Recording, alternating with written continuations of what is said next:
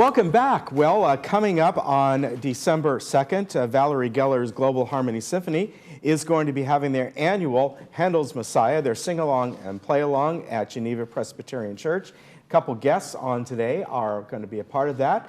We have Eileen O'Hearn. She is the choir master. And also, I'd like to welcome back, he was on, I think, last year, Max Schreiber. Yeah. And he plays the viola, and I'd like to welcome both of you here today. Thank you very much. So, Max, you wanted to give us just a brief background of Handel's Messiah, right? Yeah, it actually all started in 1741, and very interestingly, Handel was just about broke at that time, and he was going to possibly go into a debtor's prison. And this one fellow he knew gave him I guess the story of from the Bible that he could possibly put into music, which he did.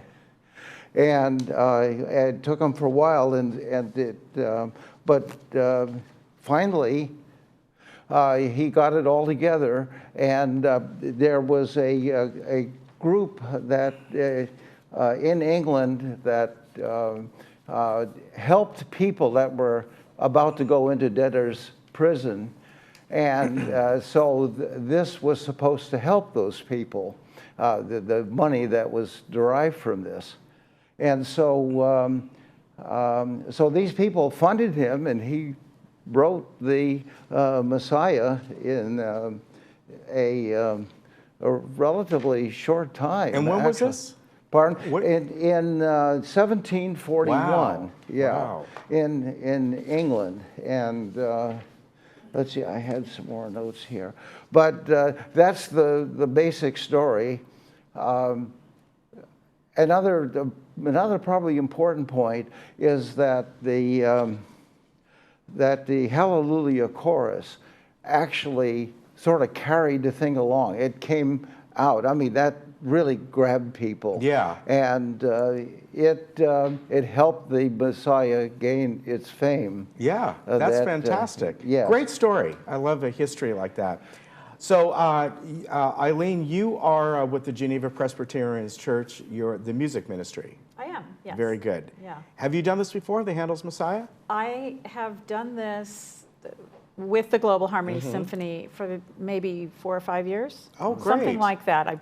I didn't mark the date that I started, but since our church has been hosting the event, when a need came up for a choir master, Valerie contacted me and said, would you be willing to do this? I thought, that sounds like great fun. Yeah. And it is great fun, because the unusual thing is that rather than turning my back to the audience and conducting a choir, I am conducting the audience, because they're all sitting there with scores and they're singing along on the choruses and things like that.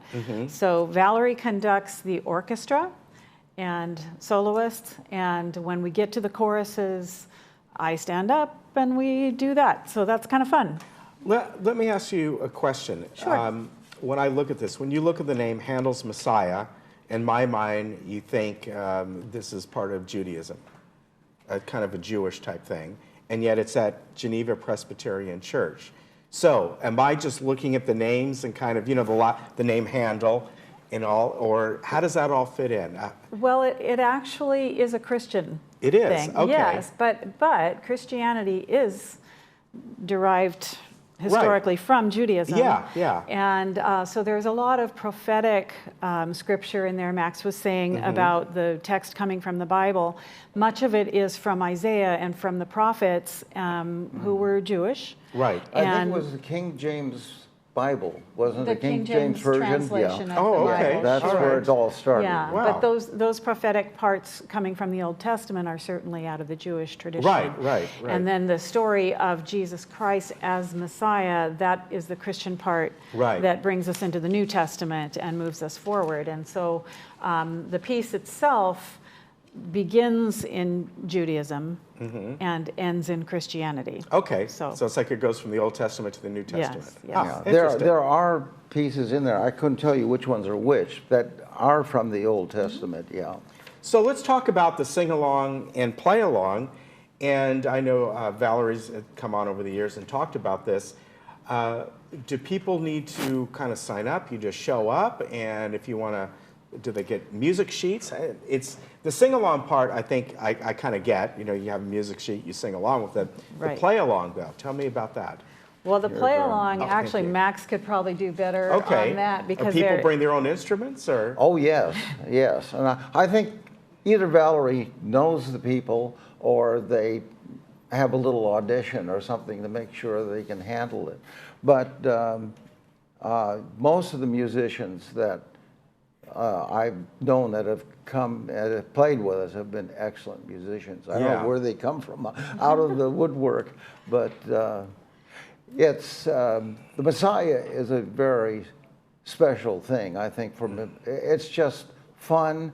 It's a very enriching experience. It's very different than any other music that we play. And I played dozens of works, you know, with the orchestra. Yeah. But this is the one that I really look forward to every year. How many people are involved? I wrote that down somewhere. I think we have about 60 members. Okay. It changes a little bit. Right. And So then are 60 members that are basically on stage, and then the audience is going to sing along, play along? that's correct. Okay. If a player who is not normally a part of the Global Harmony Symphony would like to participate and play their instrument, they do need to register. They can register, and they Okay. can be welcomed onto Okay, the I didn't chancel. know But I think you need to go to the Global Harmony website to find information about that.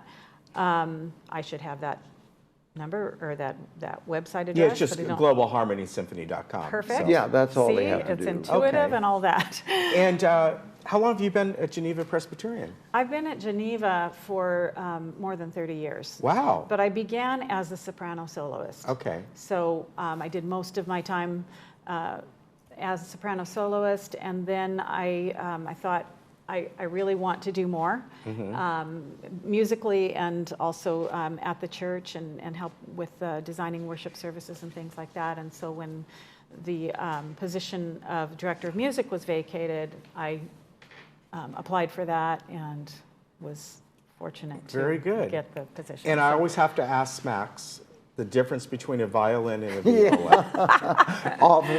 The violin, the viola is wonderful to play because it always is the butt of a lot of jokes and something.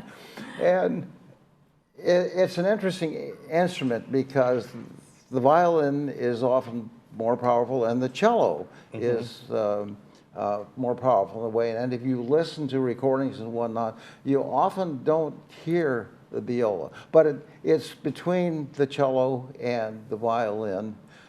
We play Okay. In size too? Pardon? Is it larger than a Oh violin? yes, you can tell it's a little larger. We often are. If you look at the orchestras, we are right next to the cellos. Okay. Okay, and the violins are sort of off on the other side. And the second violins may be a little close, but it's a richer sound. Yeah. It's in the violin, the highest string is E, and in the viola it's A. Okay. And so there's 5-note difference there. Yeah.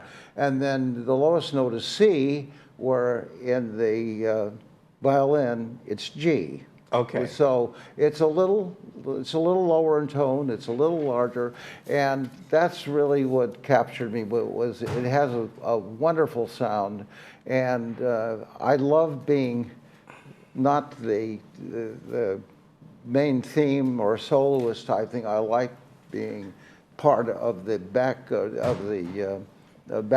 of the music, so to speak. So it's a very interesting. Yes. Instrument. Yeah, very good. I want to remind people, again, this is Monday, December 2nd, and it's going to be at 7 p.m. at Geneva Presbyterian Church. Free admission, free parking, just a lot of fun. It kind of starts the holidays up, I think. Well, I'm Yeah. glad you told me when it started. That's good. Yeah, that's good, because I You think want to be there on time. we have to be there. Right?